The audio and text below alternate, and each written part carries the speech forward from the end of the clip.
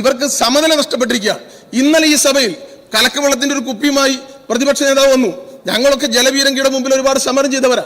എങ്ങനെയാണ് ജലപീരങ്കി അടിക്കുമ്പോൾ ഈ വെള്ളം കുപ്പിയിൽ കരുതി വെക്കാൻ കഴിയുക എന്ന് ഞങ്ങളൊക്കെ ധരിച്ചതാണ്, ഞങ്ങളൊക്കെ ചോദ്യം ഉന്നയിച്ചാണ്. ഇന്നിപ്പോ മെട്രോ മനോരമയിൽ ഇതാ ചിത്രം സഹിതം ഒരു വാർത്ത വന്നിരിക്കുകയാണ്. മെട്രോ വാർത്തയിൽ KB ജയചന്ദ്രൻ എന്ന് പറയുന്ന ഫോട്ടോഗ്രാഫർ എടുത്തിരിക്കുന്ന ചിത്രമാണ്. ആ ജലപീരങ്കി അടിച്ച വെള്ളം റോട്ടിൽ തളം കെട്ടി നിൽക്കുകയാണ്. ആ തളം കെട്ടി നിൽക്കുന്ന വെള്ളം AIYFന്റെ പ്രവർത്തകർ കുപ്പിയിൽ കോരിയെടുക്കുകയാണ്. റോട്ടിൽ നിന്ന് വെള്ളം കലക്കവെള്ളം കോരിയെടുത്ത് അത് കുപ്പിയിലാക്കി കൊണ്ടുവന്ന് ഇതാ ചിത്രം സഹിതമാണ് ചിത്രം സഹിതം ഞങ്ങൾ തരികയാണ്. KB ജയചന്ദ്രനെ റോട്ടിലെ വെള്ളം കുപ്പിയിലാക്കി കൊണ്ടുവരിക. അതിൽ പത്രത്തിൽ ഒരു മാധ്യമത്തിൽ വന്ന വാർത്തയാണ് സാർ. മെട്രോ വാർത്തയിൽ വന്ന KB ജയചന്ദ്രൻ എന്ന പത്രപ്രവർത്തകൻ ഫോട്ടോഗ്രാഫർ ഇന്ന് പത്രത്തിൽ പ്രസിദ്ധീകരിച്ചിരിക്കുന്ന കാര്യമാണ് സാർ. പരിശോധിക്കണം. കലക്കവെള്ളം റോട്ടിൽ നിന്ന് കോരിയെടുത്തുകൊണ്ടുവന്ന് ഈ സഭയെ തെറ്റിദ്ധരിപ്പിക്കുകയാണ് ചെയ്തത്. ആധികാരികമായിട്ടാണ് സാർ ഇത് പറയുന്നത്. മാധ്യമ വാർത്തയുടെ അടിസ്ഥാനത്തിലാണ്. കഴിഞ്ഞ ദിവസം മലയാള മനോരമയിൽ ഒരു വാർത്ത വന്നല്ലോ സാർ.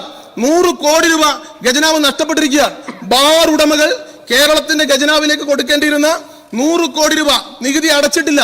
അത് ഏതെങ്കിലും രാഷ്ട്രീയ പാർട്ടിയുടെ തിരഞ്ഞെടുപ്പ് ഫണ്ടിലേക്ക് പോയിട്ടുണ്ടോ എന്ന ന്യായമായ ബലമായ സംശയം നമുക്കുണ്ട്.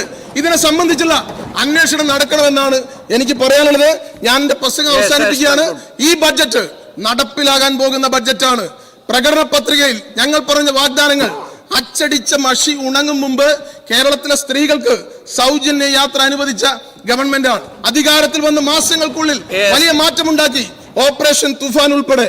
അതുകൊണ്ട് ഈ ബഡ്ജറ്റിലെ ഒരു വാചകത്തിനോ ഒരു വാക്കിനോ ഒരു കുത്തിനോ ഒരു കോമയ്ക്കോ ഒരു വള്ളിക്കോ ഒരു പുള്ളിക്കോ മാറ്റമില്ലാതെ ഐക്യ ജനാധിപത്യ മുന്നണി ഗവൺമെന്റ് അത് നടപ്പിലാക്കും.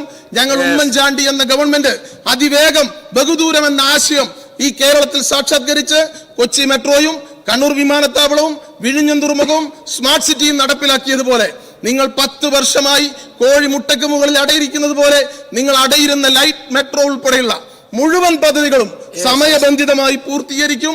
ഇതൊരിക്കലും കഴിഞ്ഞ 10 വർഷത്തെ പോലെ പാഴ്വാക്കുകളുടെ ഒരു പഴങ്കെട്ടായി ഈ ബഡ്ജറ്റ് കേരളത്തിൽ മാറില്ല. പ്രായോഗികമായി കേരളത്തിൽ നടപ്പിലാകാൻ പോകുന്ന പദ്ധതികളായിരിക്കും ഈ ബഡ്ജറ്റിൽ ഉൾക്കൊള്ളുക എന്ന് സൂചിപ്പിച്ചുകൊണ്ട് ഈ ബഡ്ജറ്റിനെ പൂർണ്ണമായും പിന്തുണച്ചുകൊണ്ട് ഞാൻ അവസാനിപ്പിക്കും.